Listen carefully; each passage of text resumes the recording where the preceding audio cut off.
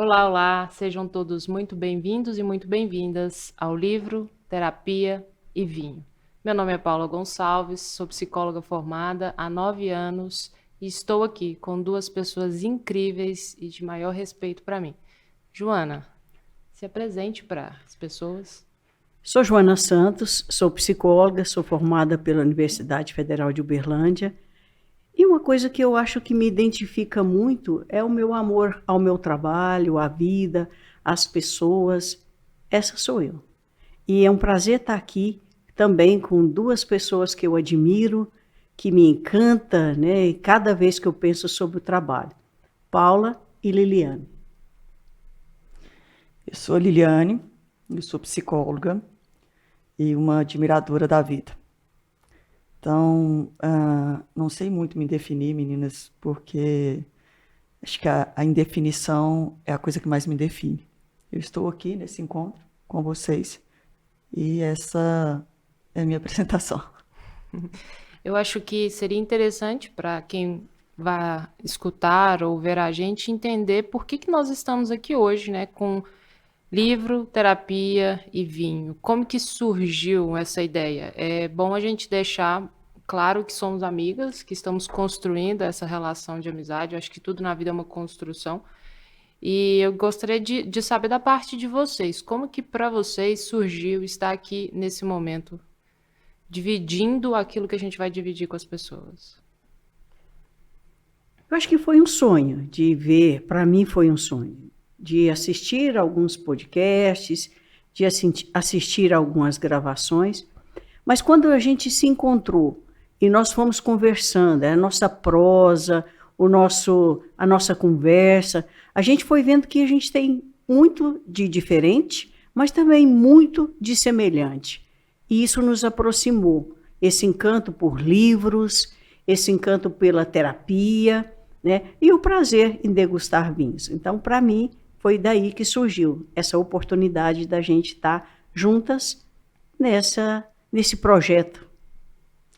A Paula primeiro me falou sobre esse mundo, né, digital, esse mundo ainda tão novo para mim e, de certa forma, ainda um pouco assustada, porque eu não conheço muito esse mundo.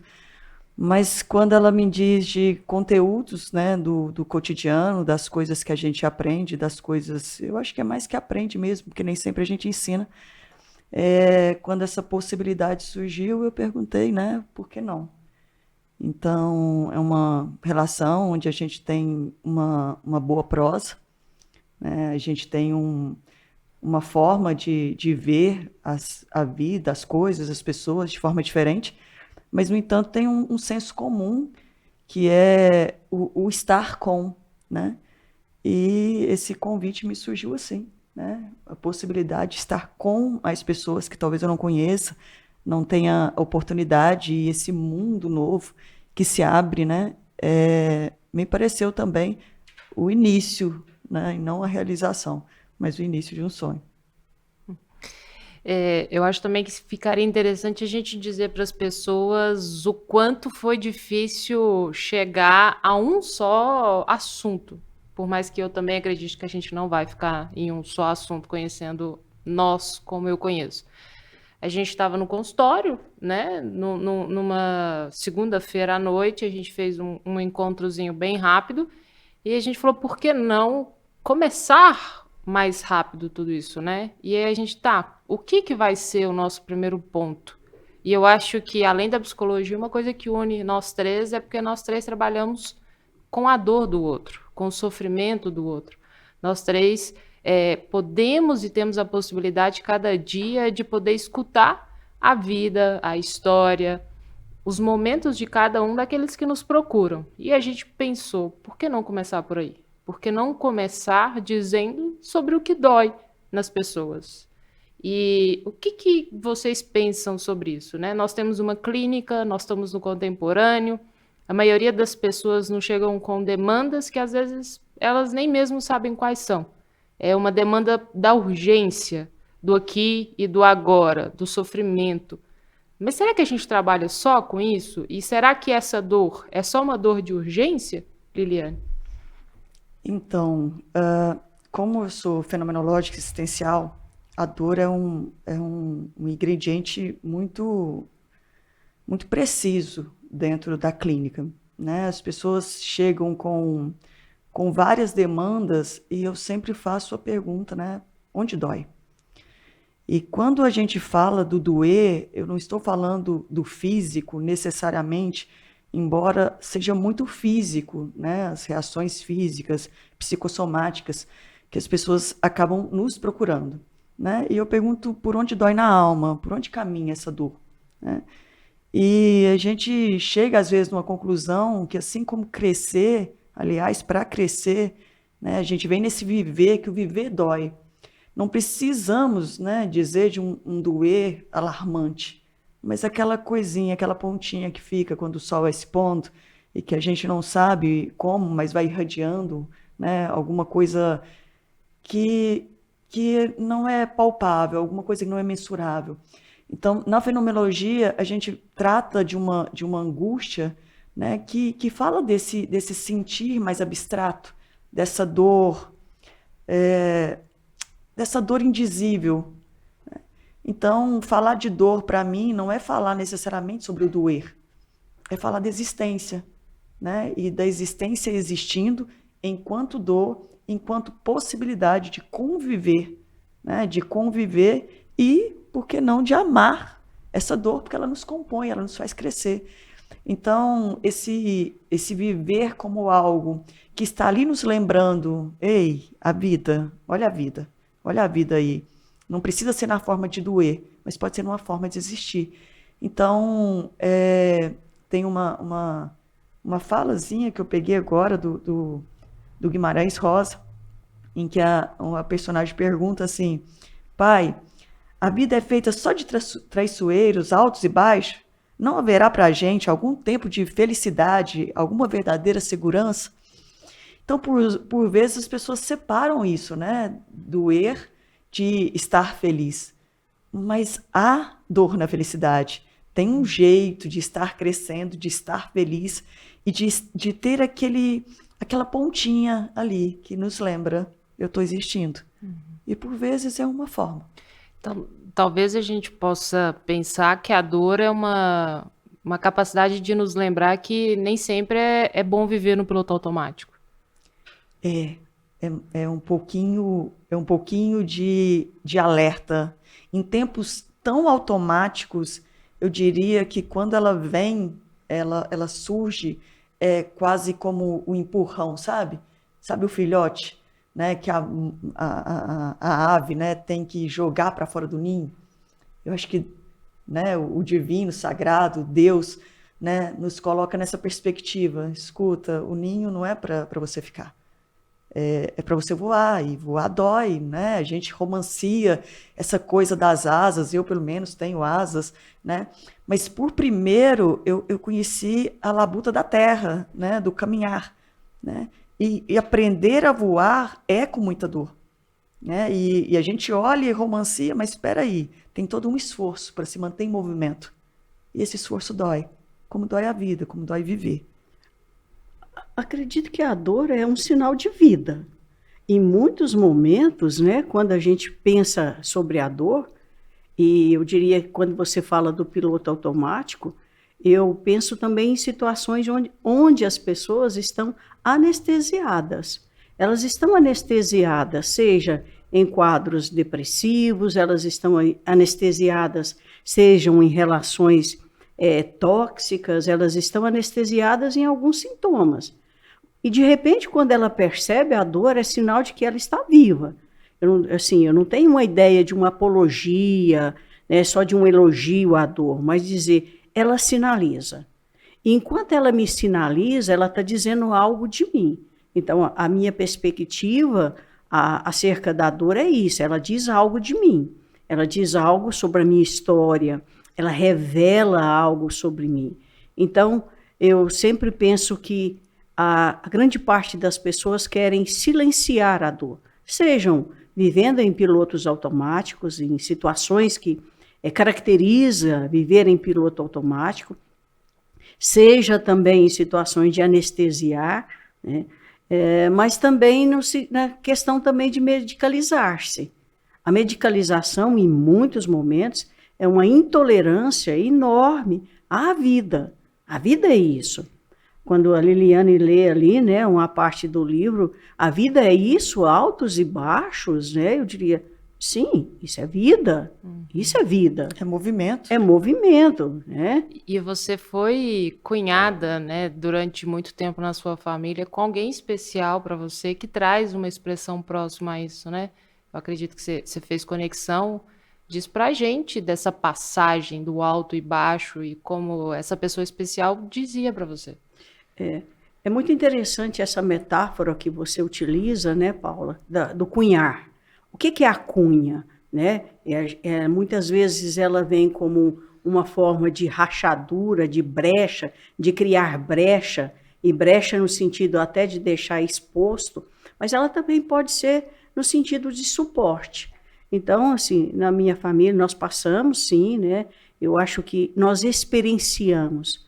Poucos dias eu estava conversando e falando sobre essa ideia de experiência. Experiência não é o que ocorreu, né? Passamos por dificuldades, passamos por questões de adoecimento, de perdas, né, na nossa família, e isso tudo nos deu como suporte. Então, eu acho que essa ideia, né, essa metáfora de cunha, ela vem sim dizer para a gente que é possível. Essa pessoa que você está dizendo, no caso, acho que a Paula está se referindo ao meu irmão, que para mim foi um dos momentos mais difíceis da minha vida, né, ter compartilhado, ter experienciado, porque isso é experiência, é aquilo que nos toca, né, aquilo que nós sentimos, não é o fato em si, mas tudo que a gente sente.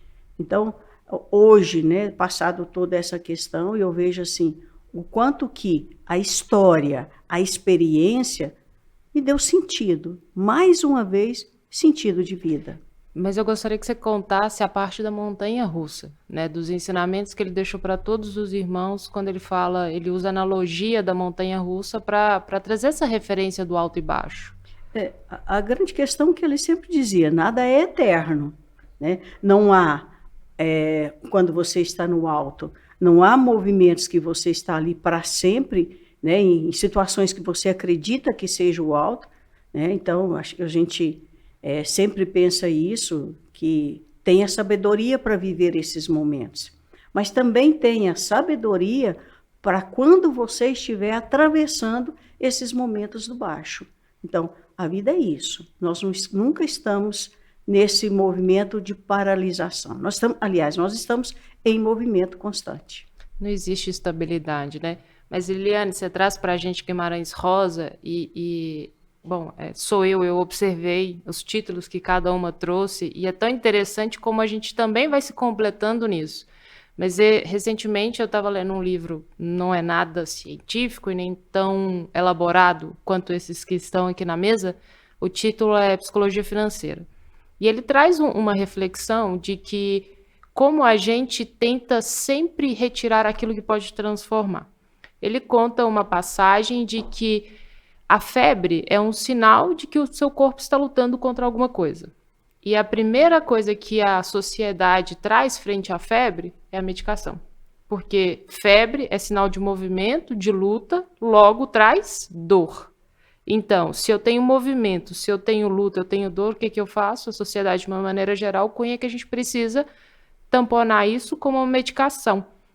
E a gente está falando aqui que para nós é um pouco ao contrário disso, né? A gente precisa que esse movimento, que essa dor exista, para que a gente possa começar a escutar o discurso daquele que chega para a gente, para que a gente também possa ajudá-lo a transformar esse momento, essa experiência, essa dor, em movimento, em alguma outra coisa que não seja ter que tamponar, ter que fechar, ter que fingir que aquilo não está existindo.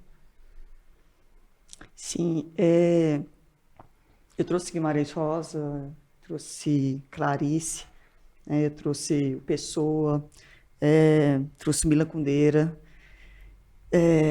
e o meu Pé de Laranja Lima, que eu nem consigo falar do autor assim. né? São livros que, de certa forma, complementam minha vivência, não só clínica, mas principalmente a minha vivência existencial. A gente sabe que dói viver, né? Mas não viver dói muito mais. E quando eu digo dói muito mais, eu te digo numa perspectiva até de expectativas, né? O grande, não posso dizer o grande mal, porque eu não gosto de definições, mas uma das coisas que frustram muito as pessoas e elas se acabam somatizando, né, é a expectativa, a frustração. Então, parece que, de alguma forma, a gente está tentando a todo momento não nos frustrar, né? A vivência clínica, ela me traz, por exemplo, né, os pais, e eu fico encantada com a forma, né, que os pais querem, de todas as formas, eliminar o sofrimento dos filhos, né?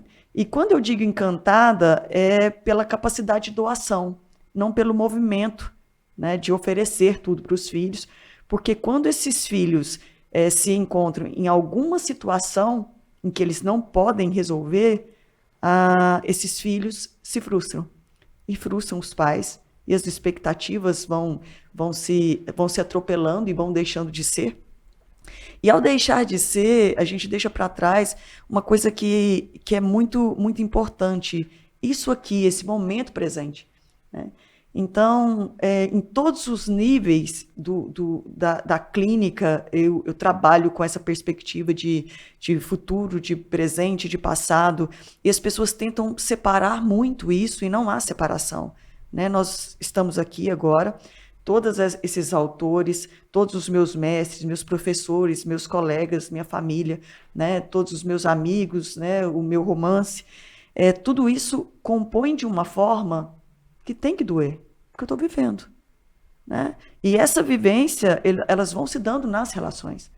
Então, as relações também doem. As relações nos mostram o tempo todo que a gente está aqui para viver e para crescer, porque a dor não precisa deixar de doer. Ela só precisa doer. Aí já eu cito Nietzsche, né? É impossível a gente impedir a dor, né? A questão está, sofra pelas razões certas. E lembrando que certo e errado não existe.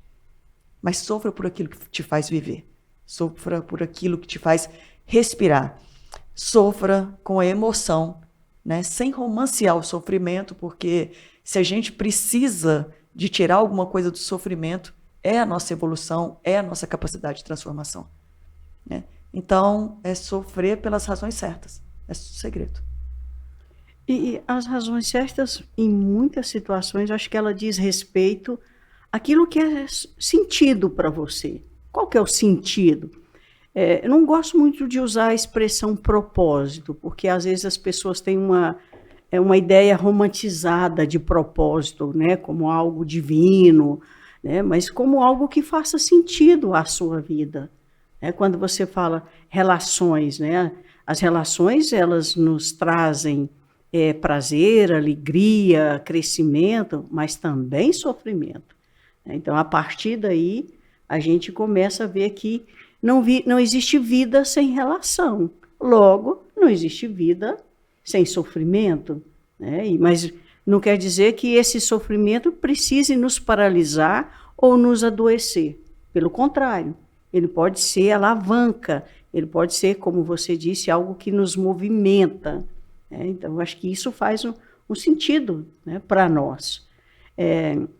E quando a Paula está trazendo aqui, né, a questão dos livros, você trouxe, né, pessoas, autores, que te faz parte da sua história. Eu vejo que hoje nós estamos falando de livros, né? Mas, a meu ver, livros aqui, ele é mais extenso, né? Talvez por estar mais materializado. Eu vejo que eu cresço muito a partir da arte, de uma forma geral. A poesia, né? A poesia, ela me faz, eu diria que é uma certa distração dessa dor e desse sofrimento. E distração, eu não estou aqui no sentido de tamponar, de esquecer, né? Mas de perceber que é possível. É possível a partir da arte, seja a música, seja a poesia, seja contos, né? A gente ter um outro sentido. É tão interessante quando eu leio, né, quando eu escuto uma música, quando eu experiencio, né? Poucos dias eu escrevi algo falando que eu experiencio a poesia, e a poesia aqui de uma forma bem metafórica, né? Eu experiencio, eu vivo, e ela me faz dar sentido. Então, assim, cada música, cada autor, cada poesia, eu acho que é uma forma que a gente tem, eu vou colocar entre aspas, de distrair da dor. Sim, de identificação, né? Eu trouxe meu Pé de Laranja Lima, por exemplo. Eu li meu Pé de Laranja Lima, eu tinha 7 anos para 8 anos, quando eu fui alfabetizada. E a história do Zezé me tomou de uma forma, né, que eu descobri que alguém ali, já, né, óbvio que criança, não tinha dimensão do quanto era especial, mas alguém já entendia de antemão o que eu estava sentindo. Então, o que eu sentia, aquela emoção, o ser tomada, né, pela história do Zezé, me fez entender uma identificação que eu percebo na clínica, né? As pessoas, hoje está muito comum essa palavra empatia, né? Mas empatia não é necessariamente eu estar no lugar do outro. É como que esse outro está no meu lugar, né? Então, o Zezé, eu com 7, 8 anos, eu entendi essa capacidade nossa humana, né? De deixar viver e se deixar, a gente nos deixar se ver por outros olhos, que não os da gente. É meio que tirar a gente da cena, né? E saber que outra pessoa está nos vendo ou sentindo da mesma forma que eu. E você acha que isso, de alguma forma, nós estamos falando de sofrimento, de dor, e uma grande questão que eu vejo é a solidão. Quando você lê, ou você lia aos 7 anos, eu imagino aqui que provavelmente você se sentia acompanhada. Muito acompanhada, né? A solidão é um sentimento... Você sabia que a solidão é o segundo maior medo das pessoas e que é o medo que perde apenas para a morte? Sim. Né? Então, né, tem referência num filme, Solidões, né, do Oswaldo Montenegro, em que ele fala assim que Porto Alegre é a cidade mais solitária do mundo, que mais pessoas se moram sozinhas.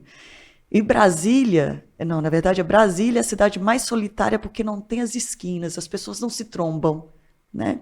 E que todos, né, tudo, ou 90% que é criado hoje, é para nos distrair da solidão, né?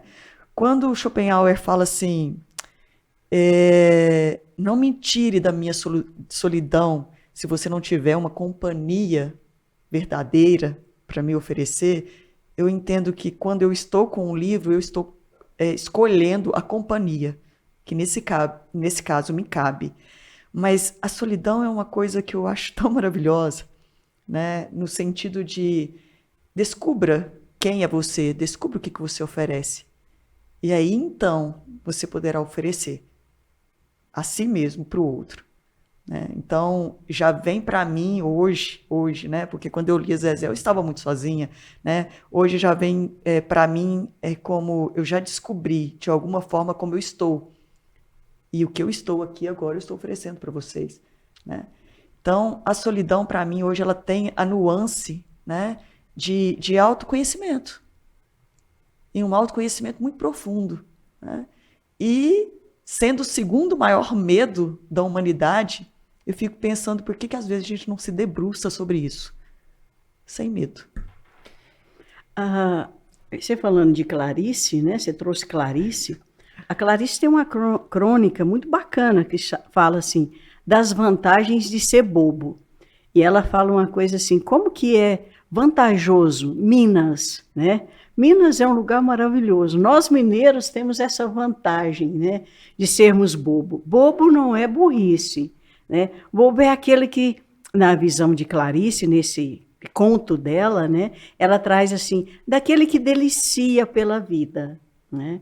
Então, eu acho que quando você fala da solidão, da solicitude, da gente poder encontrar com a gente mesmo, né? É tão interessante que a gente começa a visitar vários lugares, a gente começa a visitar histórias, né? A gente começa a visitar aquela pessoa que eu já fui.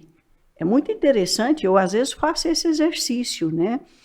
Não só por fotos, né? Mas de vez em quando eu começo a me visitar, olhar para mim. E eu sempre falo, nos momentos muito difíceis, mas também naqueles de muita alegria, eu sempre falo, Joana, lembre quem você é. Então, eu acho que essa solidão, não de narcisismo, mas de uma solicitude, onde é tão bom a gente estar com a gente. Esse segundo maior medo, né, da solidão, porque para muitas pessoas não é apenas a ausência de companhia externa, é a ausência de si mesmo. O sentimento de solidão, ele nasce daí. Quando eu não sou companhia de mim mesma, eu falo que eu acredito que eu não vou envelhecer, embora os anos passem para mim, como passa para todos, é claro. Mas eu não vou envelhecer porque eu ainda sonho. Eu sonho com os poetas, eu sonho com a minha história, eu sonho com as pessoas que eu vivo, né? Então, assim, isso me permite não envelhecer, porque muitas vezes a solidão nos mata, como diz a música do Alceu Valença, a solidão é fera, a solidão devora, e ela nos mata. Infelizmente, a gente tem um dado que o Brasil é um dos países que menos lê. E escutando vocês e lembrando de uma vivência que aconteceu em fevereiro do ano passado, eu assino um clube do livro, vou dar referência porque a pessoa merece referência, do Summer, e o segundo livro era 1984. E eu estava lendo aquele livro e ele não andava. O livro não andava, o livro não descia. E eu falei, gente do céu, mas que coisa! Um livro que todo mundo lê, um livro que todo mundo posta, e ele não está descendo. E eu fui escutar as palavras do Summer dizendo sobre o livro e eu entendi. Entendi por que ele não descia. Primeiro, porque não deve descer mesmo, né? Ele não deve descer tão simples assim. E segundo, porque ele batia muito com o momento de vida que eu estava passando nessa questão de sermos o robozinho da performance, de sermos perfeitos, de termos sempre alguém superior e essas questões. E aí vocês duas vão dizendo que ler é nos revisitar, ler é estar em companhia daquele que escreve, mas acima de tudo de estar em companhia de nós mesmos. Talvez o brasileiro não lê porque ele não consegue estar na sua própria companhia?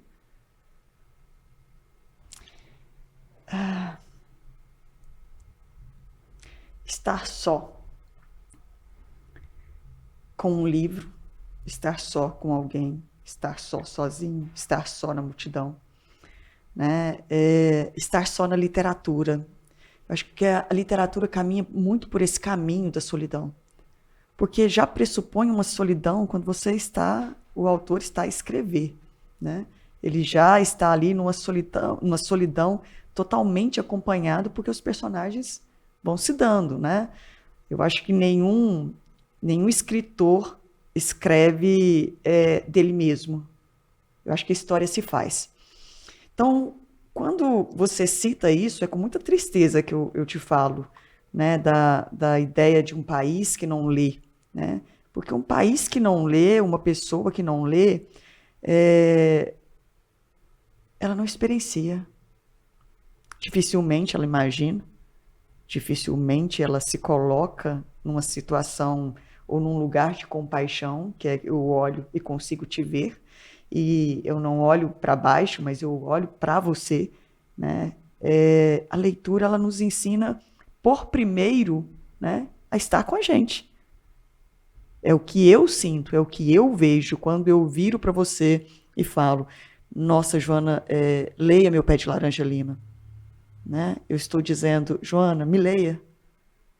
né? Quando algum paciente, né, quando eu tenho alguma referência de algum paciente em que ele me traz um livro, me traz um texto para eu ler, né, ou um filme para eu ver, ele está sempre me dizendo, né, me veja com esses olhos. Esses olhos me definem. Esses olhos falam de quem sou eu. E quando eu sei quem sou eu, é impossível estar sozinho. E mais, né? Eu imagino que quando eu sei quem eu sou, além de ser impossível estar sozinho, porque eu tenho companhia de mim mesmo, há um fortalecimento muito grande. E isso me dá uma disponibilidade, uma disposição a estar com o outro.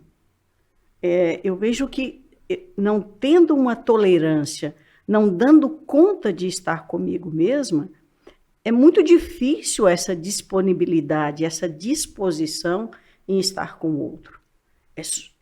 Para mim, isso é muito junto. Porque se eu não consigo estar comigo, eu vou estar sempre o outro, eu vou estar contrapondo, eu não vou estar conseguindo ouvir, escutar, né, o que o outro está dizendo, não vou conseguir sentir o outro, porque eu vou estar sempre, né, na defensiva.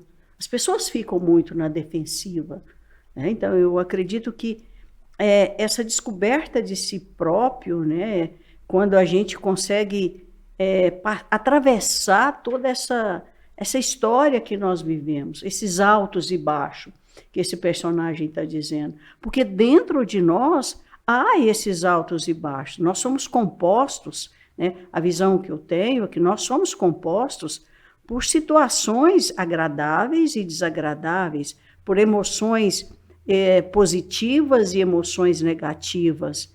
E se eu não me deparo com isso, se eu não deixo aparecer os meus monstros, né? Eu trouxe o Rubem Alves. Rubem Alves tem um conto, uma história, né? Que ele fala da Pantera Negra. É um livro infantil, mas ele começa a edição dos livros infantis dele dizendo que são histórias que que a gente precisa contar. Não é simplesmente ler, mas contar. E a Pantera Negra é o reverso de mim mesma, né? Então, a pessoa dizendo do medo, né? E ele diz, olha, vai diminuir quando você se descobrir. Então, é muito bacana, eu recomendo que leia um livro, parece infantil, mas é para criança que tem dentro de nós, né? Então, seria o medo vai diminuir quando você crescer? O medo vai ficar tolerável, o medo vai ficar sendo possível conviver quando eu sou eu. Há dentro de mim, né, emoções difíceis. É difícil quando passa por emoções que a sociedade, de uma forma geral, quer extirpar. Por exemplo, a raiva. Mas quando eu a visito e permito que ela viva dentro de mim, né, eu não preciso ser agressiva, como diz Shakespeare. Né? Você tem todo o direito de sentir raiva, mas isso não te dá o direito de ser cruel. Então, quando eu permito isso, eu permito isso convive dentro de mim, aquilo que você está dizendo, harmonicamente dentro de mim. Né? Não é assim, então eu sou raivosa, deixa eu guardar. Não, ela existe. E quanto mais ela diz de mim, eu entendo, melhor também existem outras partes, né? Que é o amor, por exemplo, né? Que pode conviver muito bem dentro da gente. Você trouxe Rubem Alves e até recentemente nós conversamos sobre isso. Rubem Alves, ele tem o texto da escutatória, né? Da importância dessa escutatória. E passei por uma experiência que a pessoa não conseguiu nem ler a escutatória. Mas vocês acreditam que ler é se escutar? Além de escutar aquilo que está escrito, é escutar aquilo que reverbera dentro de você? Acredito, Paula, quando você está dizendo, você trouxe a questão do livro, né? Eu te acompanhei nessa passagem, te acompanhei nesses momentos. Então, sim, é a gente se escutar. É a gente permitir, a gente doar para nós mesmos. Eu gosto muito da Clarice, né? E a Clarice tem um texto bacana, um conto que ela vai dizendo, olha, Tem coisas que só a gente pode doar para a gente mesmo, né? Então, chama doar a si mesmo. Tem coisas que só nós podemos doar para nós. E se a gente não doar, Clarice passou por momentos, em um determinado momento da vida dela, por queimaduras. E na época, não tinha o processo hoje de doação de pele ou de outras formas. Então, era preciso retirar de parte, né? Ela queimou o braço, é preciso retirar do próprio corpo, né? E ela, nessa genialidade, nessa sensibilidade, né? Ela começa a dizer, tem coisas que só a gente pode doar para a gente mesmo. A gente pode doar córnea, né? E ela fala da pele, quando ela estava passando por esse processo de queimadura. Mas tem coisas que só eu posso doar para mim. Se eu não doar bondade para mim, então quando eu leio, é um lado de doar para mim. É uma identificação, mas é um lado de doar para mim, né? Até para que eu consiga doar para o outro, né? Até para que eu consiga compartilhar com o outro. Então, acho que é se ler, sim. A gente dá o tempo. Quando a gente se permite, a gente doa para nós mesmos essa capacidade, né, de encontro, de travessia dessas situações difíceis na nossa vida, a gente está doando, né? E cada doação nos transforma. Eu acredito muito nisso. Cada doação nos transforma. É claro que em muitos momentos você precisa doar aquilo que não tem. E a gente doa aquilo que não tem. Em várias situações da nossa vida enquanto terapeutas, da nossa vida enquanto pessoas. Né? A música que Djavan canta, né? Esquinas, ele vai dizer, só eu sei, né, o que é não ter e ter que ter para dar. Olha a profundidade, no meu ver, isso. Eu não tenho, mas eu tenho que ter para dar. E quantas vezes a gente vê isso na nossa convivência na clínica? Aquela mãe que às vezes não consegue, mas ela precisa fortalecer-se para ter que ter para dar. Quantas vezes nós fazemos isso, né? Momentos que às vezes a gente não está bem. Isso não é fingimento.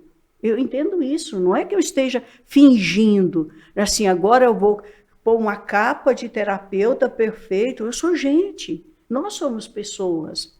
E em muitos momentos a gente tem que ter, né, mesmo não tendo, para dar. Então eu acho que é assim. É uma doação. É um encontro conosco mesmo. E é uma doação. Sim, para mim até de incapacidade, né? Até da leitura. A gente falando incrivelmente, tem um livro que eu adoraria ler, e até hoje eu não consegui ler. Incrivelmente, é 100 Anos de Solidão. Uhum. Eu quero entender que eu não tenho maturidade ainda para ler esse livro, né? E ele vai vir na hora em que que a leitura estiver de encontro com a vivência que me foi possível, né? Talvez por ouvirem, né, por ouvir tantas pessoas falarem desse livro, que é um livro excelente, é um livro, o título para mim é um livro inteiro. Então talvez eu tenha parado aí, porque eu não estou pronta para ler o que quer que seja, que fale de 100 anos de uma geração de solidão. Então, eu estou me recusando a me ouvir, Paula, não lendo 100 Anos de Solidão, mas respeitando, né, que se não é o momento e eu ainda não consegui, né, eu preciso ter a paciência de entender que nos 100 anos de solidão, eu não estou pronta para estar sozinha. Mas a sua recusa é uma recusa consciente. Você identificou a sua limitação, ela não te parou, só não está na hora certa. Só não está na hora certa. Mas o título do livro, eu acho que é para a gente parar. Acho que tem um livro inteiro, literalmente, em 100 anos de solidão. Mas será que as pessoas sabem viver com longo prazo? No mundo de hoje, onde o ontem já passou para hoje? Tem uma parte no Guimarães Rosa que o Miguelinho fala assim: mãe, hoje já é amanhã? Então, estamos prontos, né? A gente sabe, imagina o futuro, quantas coisas será para o futuro e que a gente não vai viver. Quantas pessoas não vão se encontrar? Quantos livros eu não vou ler? Talvez 100 anos de solidão seja um deles. Pronto, eu sei que eu não estou. E penso que 100 anos de solidão, ouvindo você, também diz respeito à nossa geração, né? 100 anos de solidão, eu tenho que deparar com a solidão daqueles que cuidaram de mim. Minha mãe, meu pai, meus avós, né? O que passa também por questões, pensando de uma forma histórica, né? Tem a ver com a minha história, com a minha geração, né? E eu acho que talvez seja, eu fico aqui pensando, né? Momentos que talvez a gente não esteja pronto para adentrar naquele território que a gente considera como sagrado, que é a história de quem nos criou, de quem nos deu vida, né? Veja, eu não estou te interpretando, não estou falando que seja isso, eu estou falando de mim. É uma possibilidade. Mas eu estou falando de mim, né? Nesse caso, eu estou falando de mim. Que tem coisas que é um respeito, às vezes a gente tem uma ideia também de respeito Sim. às pessoas que nos fez viver, né? Uhum. Só quero deixar claro para quem nos escuta que a gente está falando com tanta intimidade, porque para nós é íntimo, né? Clarice, a gente está falando nada mais, nada menos do que a Clarice Lispector. E aproveitando esse gancho, Joana, que você traz dessa experiência, desse momento que ela teve de dor, me parece, não sei se as minhas percepções estão totalmente corretas, mas é que a maioria das pessoas, e agora eu já não estou falando da Clarice, tá? Mas que a maioria das pessoas precisam de um momento transformador, de algo muito grande para que elas procurem essa mudança da dor, para que elas procurem não estar mais namorando esse abismo. Eu penso que sim. Se tem uma coisa que para mim a vida é generosa. Para mim, a vida é generosa. Sabe, é como se ela me desse vários sinais. Muitas vezes eu sou míope, eu não enxergo. E às vezes a gente cai em buracos. Às vezes a gente passa por situações que nós provocamos. Existem sofrimentos que são próprios da vivência humana e existem sofrimentos que nós buscamos. Então eu vejo que em alguns momentos a vida vai dando sinal e a gente não quer ver. Então, eu vejo que, Paula, durante muitos anos, mais de 20 anos, trabalhando dentro de um hospital, de um grande hospital, de um hospital terciário, de um hospital com... então, eu vejo que não estou fazendo apologia à doença, ao adoecimento, mas algumas pessoas precisam de algo de choque para dizer, olha aqui a vida, olha o quanto ela é generosa com você. Olha a oportunidade que você está tendo de refazer. É muito interessante, porque eu acho que terapêutico, a terapia, né, a psicoterapia, ela é terapêutica. As relações são terapêuticas. É tão bacana quando você encontra alguém, seja um amor, seja um amigo, seja um livro, né, que nos auxilia nessa passagem, nesse processo terapêutico. Então, eu acho que algumas pessoas precisam de sinais mais intensos. Por exemplo, alguma coisa mais traumática. E veja, eu não estou falando que todo mundo vai passar, mas às vezes algumas pessoas precisam. E elas têm essa oportunidade de refazer. Essa é a generosidade da vida. Sabe? Que ela tem oportunidade de refazer. Quantas vezes eu escutava de algumas pessoas dentro do hospital dizendo, a partir de hoje, a minha vida vai ser diferente.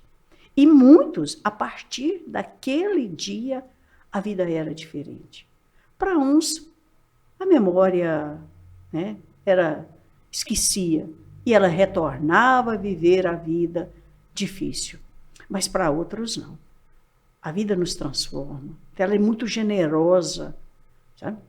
E eu acho que se a gente conseguir ler esses sinais, a gente tem muito, né, para a gente envelhecer, para a gente crescer melhor, para que a nossa melhor versão apareça a cada dia.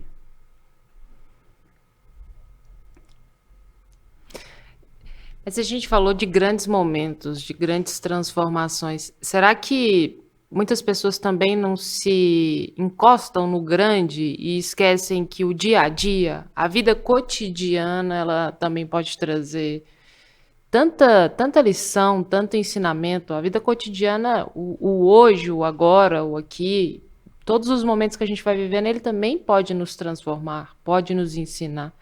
E será que as pessoas não estão encostando num grande evento para que possa acontecer essa mudança? Vou brincar aqui, é só na quaresma que a gente faz as penitências para mudar de vida? Paula, se tem uma grande virtude na vida, é a gratidão. Eu acho que quando nós conseguimos ser gratos, né, é importante que a gente vivencie, né, e possa ter a gratidão como uma prática, como um sentido de vida. E muitas vezes as pessoas são gratas por grandes eventos. Acho que isso que você está falando. Nasceu minha filha, passei no vestibular, fui salva porque não aconteceu aquele acidente. E as pessoas esquecem de ser gratos nas pequenas coisas. Eu sou grata a cada dia que eu acordo, né, e eu digo, olha o dom da vida, olha a alegria, né? Sem motivo aparente, como eu escrevi hoje, né, no meu Instagram, parece que sem motivo aparente. Eu estou feliz, porque eu estou viva, né? Eu movimento, eu tenho pessoas na minha vida, né? Claro que eu tenho muitas dificuldades. Então, às vezes, a gente tem pessoas que ficam esperando coisas intensas, né, e externas. Então, se a gente pode ser grato às pequenas coisas, é muito interessante que se você acordar todos os dias e ter como sentido de vida observar a cada situação do seu dia, no tempo que você estiver acordado ou dormindo, aquilo que te dá sentido, a vida se transforma. Então, acho que não, tem muita gente que quer o grande, né? Só quer a coisa grande. Só você feliz se, né? Um dia você feliz em Paris, né? Ouvia isso de uma determinada pessoa, né? Um dia eu vou ser feliz em Paris, né? E eu coloco como filosofia de vida, eu vou ser feliz hoje, agora, aqui, onde eu estou, com aquilo que eu tenho, né? Posso ser mais feliz para frente? Claro que eu desejo. Vou voltar na Clarice, porque a Clarice tem um conto, eu não vou saber exatamente o nome, mas em que ela está caminhando no cotidiano, né, que é o que mais me chama, o cotidiano me chama, porque no cotidiano, né, é no dia a dia que acontece o que é grande, né? A gente pode estar se preparando para um grande evento, né, mas primeiro foi preciso o dia a dia. Então, a Clarice está num desses caminhos, né, se eu não me engano, pelo Rio de Janeiro, e ela vê tudo de uma perfeição, ela vê tudo tão bonito, ela vê tudo tão maravilhosamente belo, que ela olha para o céu e começa a agradecer o sagrado, o quanto Deus é perfeito, o quanto a vida é bonita, que como que alguém pode ser infeliz num dia tão lindo, né? E de repente ela se assusta, porque ela tromba ou vê um rato morto. E, né, eu acho que o texto chama raiva de Deus. E nessa hora ela fica com muita raiva. E ela fica com muita raiva de Deus, porque como Deus tirou dela aquela beleza. Como que Deus tirou dela aquela perfeição, né? Quando ela percebe, né, que o rato morto, também tinha sua beleza e seu encanto. Porque a gente fica no estético, né? Por vezes, eu não aceito que você maltrate uma borboleta, mas eu vou na lagarta e a esmago. Porque o senso estético existe. Né? A borboleta é linda, da transformação. Mas por vezes a gente é assim, a gente se transforma, né? A gente fica esperando a transformação da borboleta.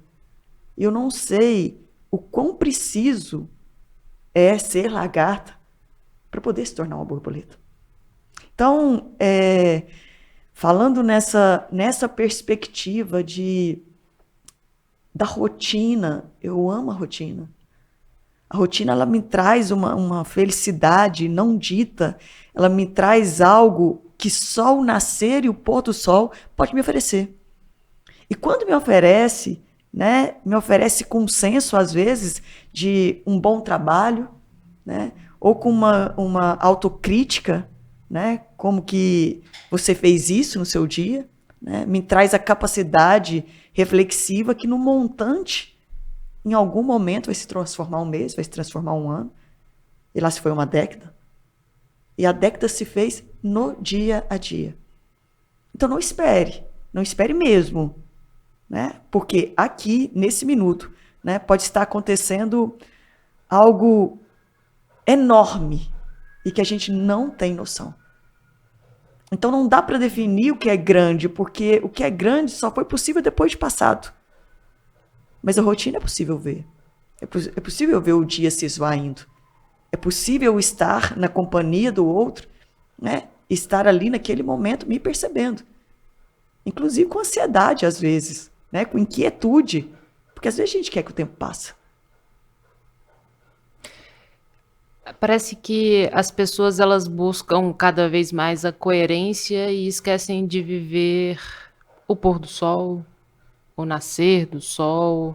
Quando você diz eu amo a rotina, nossa, eu sou apaixonada pela rotina que eu consigo me dar como possibilidade. Eu acho que é importante diferenciar a rotina enquanto cotidiano, o dia a dia, porque a rotina ela tem uma característica de nos nortear, né? Ela dá para a gente ideias, é assim, mas não uma monotonia paralisante. Não estamos falando de toque, né, Joana? Isso, porque algumas pessoas têm... Algumas pessoas têm essa ideia de que rotina é monotonia. Monotonia é paralisação, paralisação é morte. Rotina é aquilo que se repete, e aquilo que se repete a cada dia. Né, Paula? Você posta a cada dia o café da manhã. Embora pareça, né, ali tendo características semelhantes, todos os dias tem mamão, todos os dias tem suco, mas há algo de diferente. Nós somos diferentes, os acessórios são diferentes, às vezes o que vai colocar é diferente. Então, se repete, mas não é monotonia. Mas eu não queria ser coach, mas tem uma frase que cabe para esse momento e que talvez as pessoas precisam começar a ouvir ela diferente. Rotina é liberdade. Né? Eu tenho a liberdade de cair no sentido de que fazer aquilo sempre daquele jeito. Mas eu também tenho a liberdade de mudar a minha rotina, de alterar o meu caminho.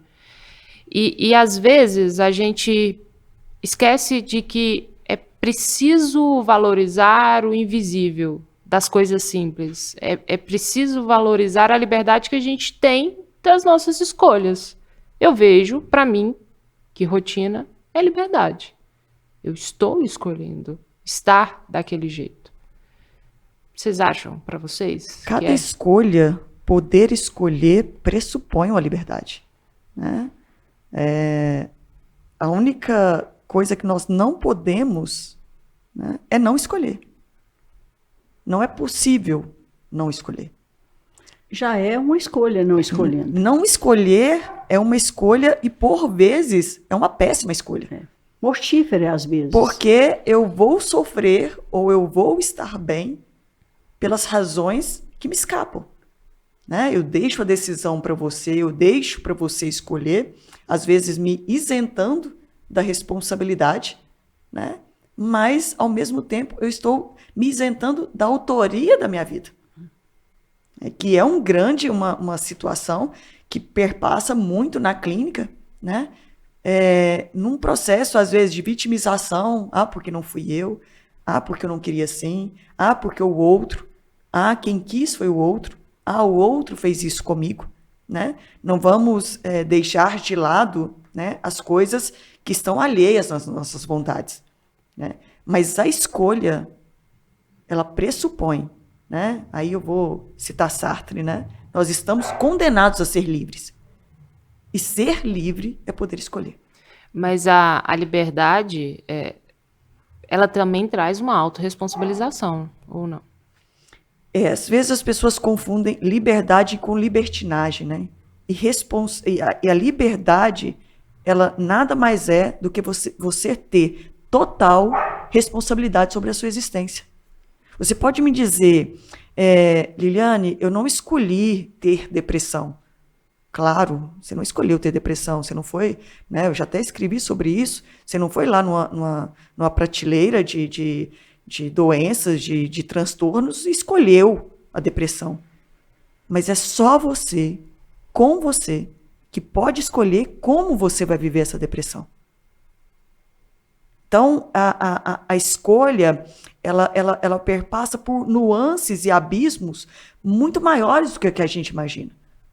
Porque a depressão, por si só, ela tem um arcabouço. Né? Ela tem uns sintomas, ela tem os critérios de diagnóstico, né? Você tendo 6 sintomas, enfim, você é, de alguma forma, estigmatizado. Mas como você vive essa depressão? Eu convivo com N pessoas que têm depressão e nenhuma depressão é da mesma forma. Porque ela vem, o decorrer do caminhar dela é em cima de escolhas. Então, por isso, não é igual. Não tem como ser igual. Embora a gente esteja falando de depressão. Nós estamos falando de livros, né? E eu acho que quando a gente está falando de autoria, quando você está dizendo, essa é a autoria. A autoria. Eu sou assim, eu vivo, eu escolho, a escolha, ela me dá essa liberdade, essa responsabilidade. Eu sou autora da minha vida. O que eu vejo que muitas pessoas, né, a gente está falando de plagiar, plagiam, né, e ela quer ficar informada, em formas. Né? Então, acho que quando você está dizendo, olha, isso sim é uma escolha. Como eu vivo, você disse da depressão, embora tenha, sim, critérios diagnósticos, né, nós não podemos deixar esse critério definir as pessoas, elas serem assim, né? E se cada um começa a ver o que esse estado depressivo, o que a tristeza diz de mim, ela diz muito, como eu lido, como eu luto com ela, como eu deixo com que ela apodere de mim, então diz muito de mim. E eu acho que isso que é bacana no nosso trabalho, sabe? Por que eu amo tanto o nosso trabalho? Porque nos dá essa oportunidade, né, que a pessoa venha e ela possa se ouvir, e ela possa dizer dessa autoria, dessa forma como passa por ela, falando da depressão, mas de todas as questões do sofrimento. Isso que é bacana. Há algum tempo, eu estava num atendimento clínico e uma paciente perguntou para mim assim, Liliane, eu vou conseguir ser feliz? E eu prontamente respondi, não. E ela, como assim não? Eu respondi, porque você está deixando essa escolha para mim. E a partir do momento que você deixa essa escolha para mim, sou eu quem decido. Não tem como você ser. Porque o feliz para você não é o feliz para mim. Então, essa escolha, né, ela pressupõe a autoria da sua vida. Se você quer ser coadjuvante, se você quer ser figurante, se você quer ser narrador, o que você... Ou plagiante. Ou né? plagiante ainda é sobre você. Então, essas perguntas, elas me alcançam de uma forma muito profunda, porque eu adoro quando o paciente me pergunta, né? E essa semana ainda aconteceu um outro caso de uma paciente que vira para mim e fala assim, olha que sério isso, gente. Liliane, do nada, se eu colocar uma meta aqui agora, entre eu consigo juntar 10 milhões do nada, ou eu consigo emagrecer 10 quilos, eu vou conseguir 10 milhões. E não consigo 10 quilos. O que isso significa? Óbvio que eu sou muito ruim de dar respostas, né? Você já me conhece. E eu perguntei para ela assim, hoje é tal dia, até tal dia você é capaz de emagrecer meio quilo por mim, para mim? Ela disse, talvez para você sim. E essa é a resposta. Para ela, né, enquanto ela faz o dinheiro, ela consegue pensar nesse dinheiro numa perspectiva de meta, de raciocínio, de reflexão, de trabalho. Ela procura ali, ela procura as coisas que estão acontecendo, ela está ligada no futuro, ela sabe os empreendimentos da cidade. Ela vai conseguir porque ela se informa. Mas sobre ela mesma, não. Por mim, ela faria.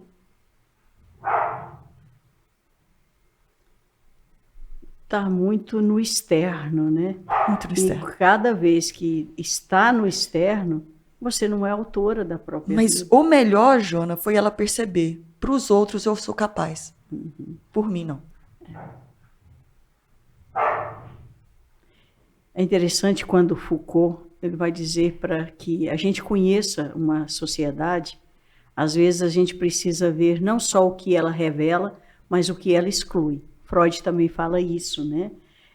A gente fica pensando quantas pessoas, o que elas excluem, né? Elas trazem para elas, mas elas excluem, né? Elas excluem talvez aquilo que seja o mais importante, né? E mais importante aqui, não estou falando de egoísmo, né, de narcisismo, eu estou falando de amor próprio. Né? Sim, porque no amor próprio, para mim, tem uma questão que ela é muito básica, né? E que eu acho que é uma pergunta que todo mundo deveria se fazer, principalmente frente às dificuldades. Quem sou eu para eu não conseguir? Frente às dificuldades, frente aos sonhos, frente às vontades, quem sou eu para não conseguir?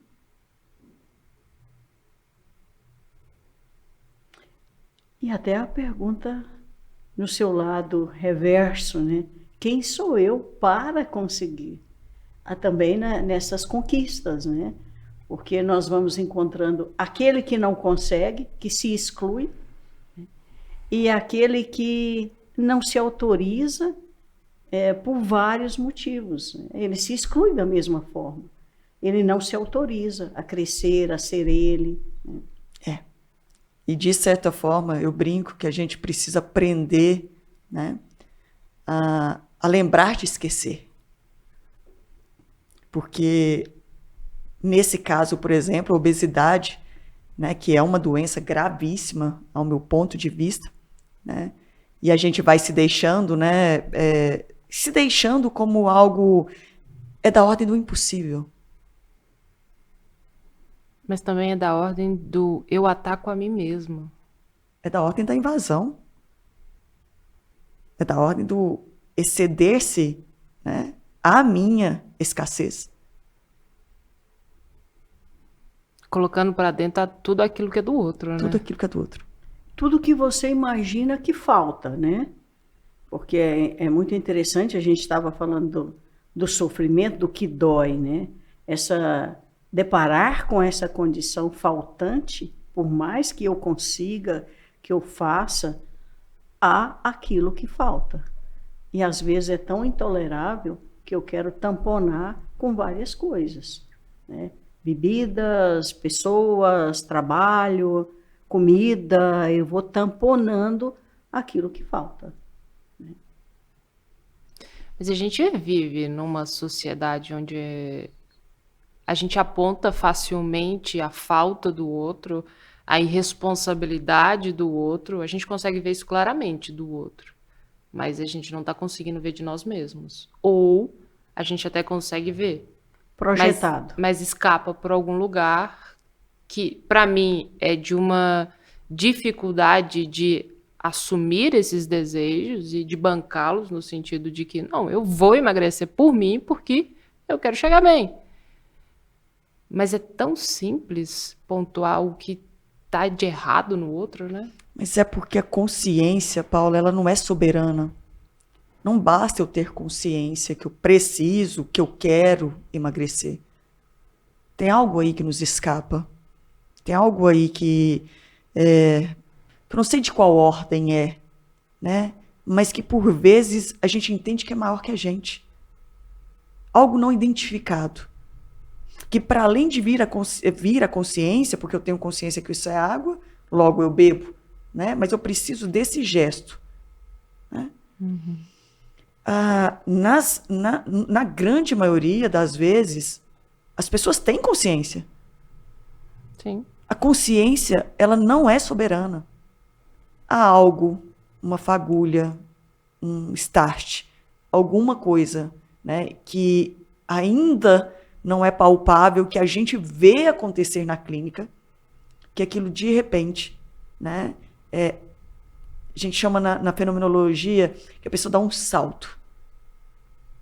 Que a gente não sabe que momento que é, mas que a consciência vira uma ação. Voltando um pouco, só tentam compreender se a minha analogia ela vai chegar. A gente estava dizendo no início que viver dói porque eu preciso vivenciar, eu preciso participar e eu preciso conviver. Viver dá trabalho. Ser feliz e ser triste dá trabalho. Será que não pode passar um pouco por aí, Liliane, quando a gente diz dessa outra coisa além da consciência? Porque para que eu chegue, para que eu alcance, eu preciso trabalhar no projeto mais especial, que é o projeto meu, que é em mim mesmo. Será que as pessoas, então, não estão chegando nesse ponto pela mesma partida de que, bom, dá trabalho ser eu, dá trabalho chegar em mim mesmo, dá trabalho me modificar. Tá bom desse jeito, né, então. Tô vivendo. Não está vivendo. Né? A colocação talvez fosse essa, porque eu me perco nessa constância em não estar bem, em não ser capaz, em me limitar. Né? O auto-boicote ele existe de uma forma cruel, porque ele fala de algo assim... Tá vendo? Eu vou até citar uma passagem bíblica, assim, que às vezes eu me demoro nela, né?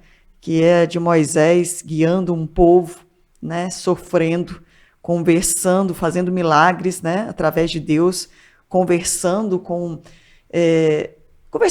Deus, literalmente, né? E ele anda por 40 anos guiando o povo a uma terra prometida. Ele avista a terra prometida, mas a ele, porque ele errou, porque ele se irou contra as pessoas, ele avista a terra prometida, mas não lhe é permitido entrar na terra prometida. Eu olho para isso com uma analogia, né, das coisas que a gente faz contra a gente. Eu estou ali, quase que no finalzinho, avistando, mas eu não alcanço. É um auto-boicote, Paula, tão sério, né, que às vezes a gente passa por uma vida, 40 anos, sem se dar conta, né, de que eu estou caminhando para chegar em lugar nenhum. E é muito triste quando isso acontece, e às vezes chega na clínica, né, pessoas assim. Pouco tempo chegou até mim uma pessoa volta de 60 anos, né, dizendo o quanto ela sentia por ela não ter sido ela, ela não foi ela durante muitos anos. Ela foi o que o marido quis, ela foi o que os filhos desejaram para ela, e ela nunca foi ela. Então, eu acho que quando você está falando o quanto a pessoa, ou ela não sabe, ou ela não quer saber, né? Ou ela não é ela por algum motivo. Por algum motivo. Joana, e por vezes achando que é. Vou dar um exemplo bem pessoal, espero que vocês não se importem, porque meu pai trabalhou durante 30 ou 35, não vou me lembrar com exatidão, na minha cidade, né, servidor público braçal. E quando meu pai se aposentou, ele foi chamado na Câmara da cidade para ser homenageado. Então ele recebeu, deveria ter trago, porque eu tenho sempre isso comigo, ele recebeu uma parabenização, né, vamos dizer assim, uma honraria, onde estava escrita a seguinte questão: a Câmara, o município, quer agradecer o senhor Sebastião por belos serviços prestados durante 30 ou 35 anos, sem nunca ter tido um atestado ou uma falta. E eu não lembro do meu pai tirar férias, 2 ou 3, ele vendia as férias dele. Então, para muitos, é um grande sucesso. Hoje eu olho para o meu pai e eu penso, ele fracassou. Vocês conseguem entender? Meu pai não viajou, meu pai não participou da nossa criação de uma forma mais efetiva. Excelente pai, não tenho nada, é um grande exemplo, mas ele não participou. Ele nunca foi numa reunião de escola, né? Eu nunca vi meu pai, de alguma forma, se divertir. Mas, incrivelmente, isso está pendurado, né, na parede da sala dos meus pais, como um grande troféu de sucesso. Hoje a gente estava voltando do beach tênis por volta umas 7 horas mais ou menos da manhã, e a Joana solta assim para mim: eu acho que foi Karnal que disse que a gente tem que ter 2/3 da vida para fazer algo. Da vida não, do dia. A gente precisa ter 2/3. Essa é a pessoa rica. A gente precisa de ter 2/3 do dia para fazer algo por nós. Só assim seremos ricos. E eu falei para ela, acho que a gente está próximo, mas dentro da minha cabeça eu pensei, nossa, que peso. Que tempo para ser feliz, né? Pesado. Depende, Desculpa. se você entende isso como algo leve, né? A felicidade enquanto algo leve, não quanto a felicidade, mas aquilo que a gente vai buscando. Então a gente acaba utilizando muito tempo da vida buscando, né, a ser feliz e fazer por nós. Essa eu acho que é a doação, né? Quando a Clarice fala que tem coisas que só a gente pode doar para a gente. Então, se eu não dou para mim mesma essa capacidade de viver, de experienciar, de divertir, né? De divertir. A vida é uma diversão. Porque quando eu falo do meu pai, ele é extremamente realizado. Sim. Porque ele nos vê filhos criados e conta disso com orgulho. E é só através do trabalho que ele conseguiu isso. Mas eu olho para ele e eu vejo o fracasso pessoal.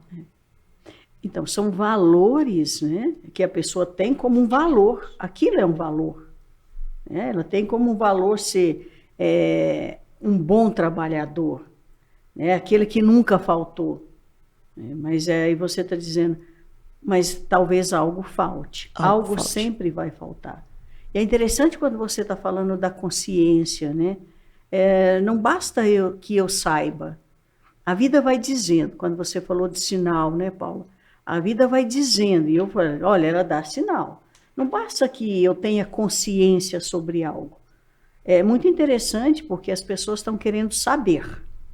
Olha, vão para a terapia para que alguém diga quem eu sou, né? Ou para que alguém diga que se você vai conseguir ou não, para que alguém me dê uma receita. Então, não adianta saber. É muito interessante quando você fala do tempo, né, da paciência, de aguardar até para ler o livro 100 anos de solidões. E às vezes a gente tem o tempo, quando a gente se permite a saber, porque às vezes não é a hora de saber. Saber no sentido consciente, sim, eu sei, mas aquele entendimento, aquela compreensão que é transformadora, que talvez a gente chamaria de um insight. E quando a gente tem um insight, inevitavelmente eu não fico no mesmo lugar, né? É interessante, vou contar uma história, já que você falou da história pessoal, né? Na minha família, o meu irmão, ele era, né, muito capcioso, brincalhão, né? E ele tinha uma forma de educar, né, os filhos a partir da história. Então ele contava, hoje a minha sobrinha é adulta, né? Já está aí com a vida feita, mas quando criança, ele contava uma historinha da criança, Aparecidinha. Então ele começava a contar, Aparecidinha isso. Ele chegava em casa e às vezes a minha cunhada contava, aconteceu isso e isso, porque na família tem, né, e tinha e tem um diálogo muito grande. Aconteceu isso, e ele contava as histórias da Aparecidinha para minha sobrinha, né, a tudo aquilo que ela tinha feito, né, que ela deixou de fazer, que ela brigou com os irmãos, que ela fez isso. E ele contava, Aparecidinha isso, Aparecidinha. Lá pelas tantas da vida, né, ela já estava ainda, já era criança ainda, mas ela um dia falou assim, pai, Aparecidinha sou eu, né? Aí deu um insight. Aí não dava mais para usar Aparecidinha, né? Porque ela descobriu que a Aparecidinha era ela. Então, às vezes, esse insight não tem jeito. Quando a gente se permite ter, né, essa capacidade de compreensão mais profunda, não é o saber cognitivo, não é o saber racional, inevitavelmente algo se transforma dentro de nós. Eu lembro da psicanalista, né, Melanie Klein, que ela fala assim, todo mundo que prova de um fruto, qualquer fruto proibido, é expulso de algum paraíso. Depois de saber. Não tem como saber. Então a gente não fica mais no mesmo lugar. Não.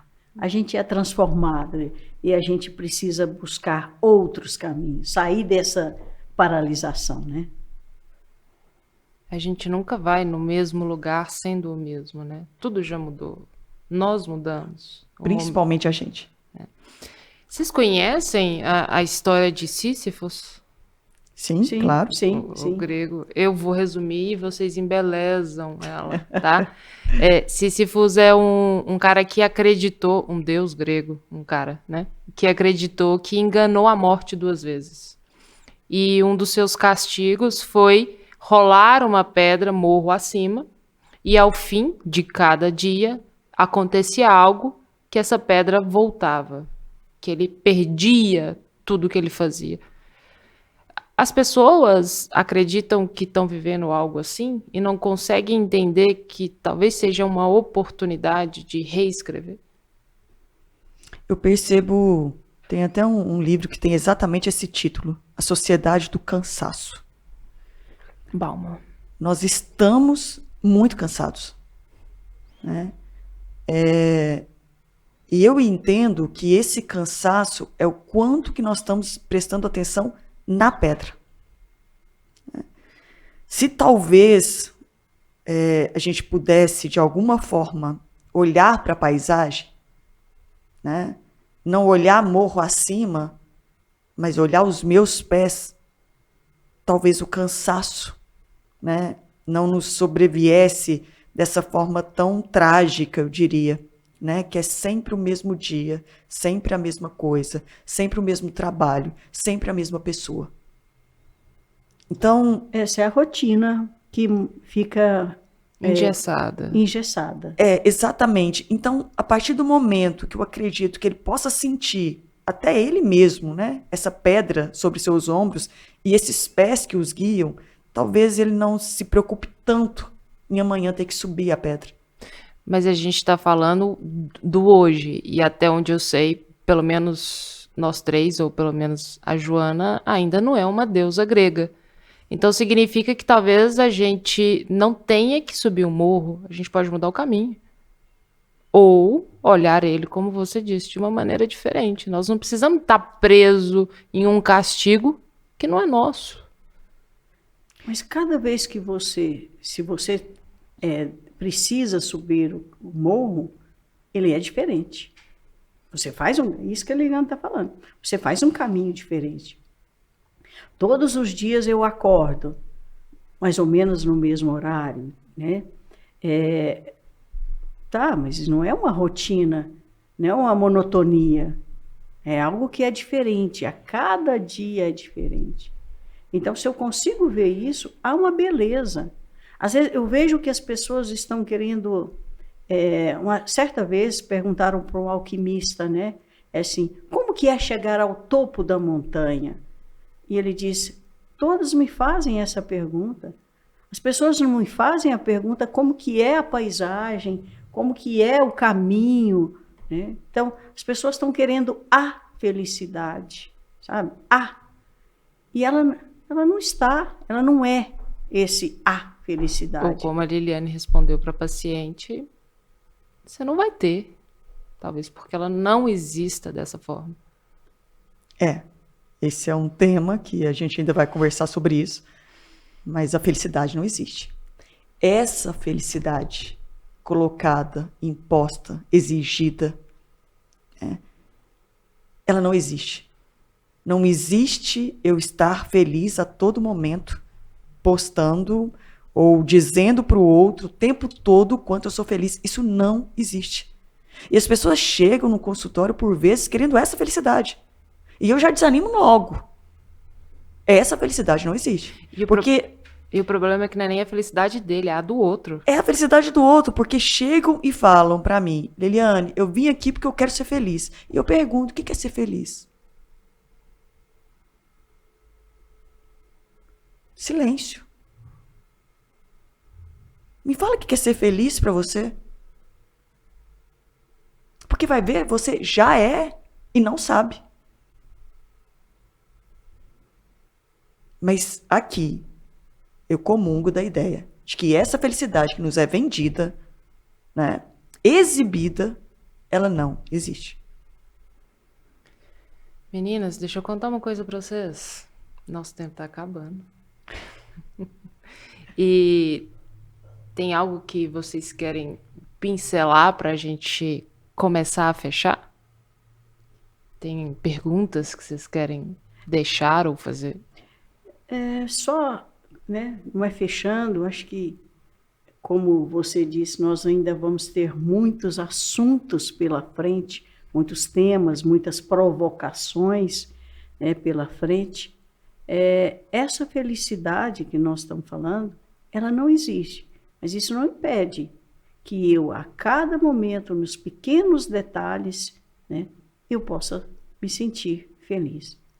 Então, parece um paradoxo, né?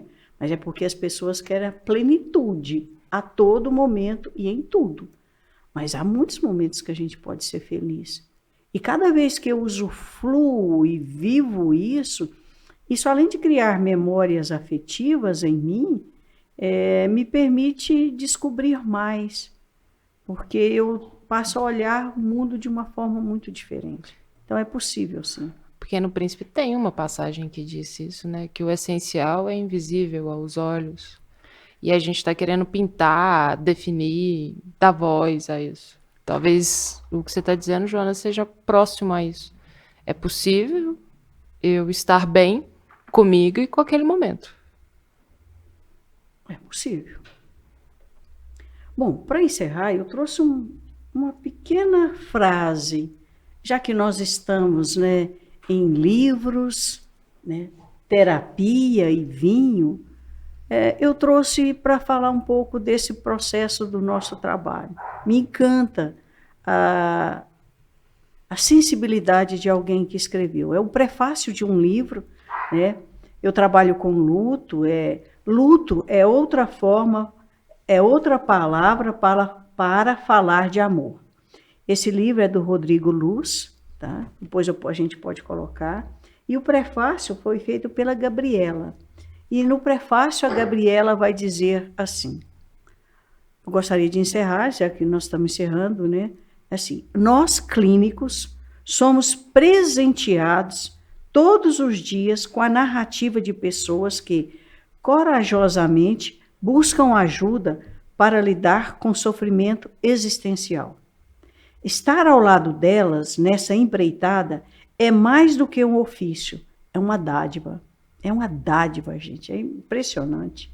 A cada sessão com meus pacientes, sinto que ofereço como pessoa e como profissional, sinto que cresço como pessoa e como profissional. E me permito ressignificar com certa frequência propósitos, escolhas e caminhos percorridos. Cuidar compreende um ofício que nos sujeita ao espelhamento de nossas vulnerabilidades. Olha que bonito! E a cada momento eu me sujeito a esse espelhamento da nossa vulnerabilidade. Olha aqui, vou repetir porque eu acho que é tão bonito isso, tão sensível. E não só na terapia, quando você cuida de alguém que você ama, né, quando você cuida do seu filho, cuidar, né, compreende um ofício que nos sujeita ao espelhamento de nossas vulnerabilidades. Para mim, isso é uma grande dádiva. Então, eu vou terminar com pessoa, né? Viver não vale a pena. Só olhar é que vale a pena. Poder olhar sem viver realizaria a felicidade, mas é impossível. Como tudo quanto costuma ser o que sonhamos. O êxtase que não incluísse a vida. Bom, eu vou terminar com Sócrates, onde ele diz: o caminho mais grandioso para se viver com honra neste mundo é ser quem fingimos ser. E eu vou roubar no jogo, e eu acho que essa frase também ela traz um pouco sobre nós. Ela foi dita por um santo e Caligares deu uma modificada nela. Ele fala: Deus me livre ser terapeuta de um livro só. Eu acho que traz um pouco desse nosso momento. Eu não sou Abjurama, mas quero tentar ser. Abjurama, ele provoca todas as pessoas que têm a graça, ou melhor, provocava todas as pessoas que tinham a graça de estar com ele, perguntando o que é a vida. Eu não vou ter essa audácia ainda, vamos deixar para os próximos.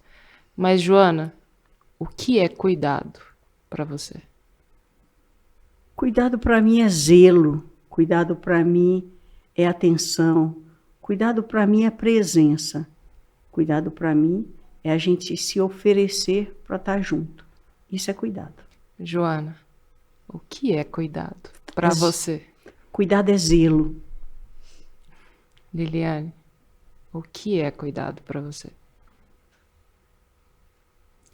Cuidado para mim é uma necessidade. Cuidado é a capacidade de amar. Liliane, o que é cuidado para você?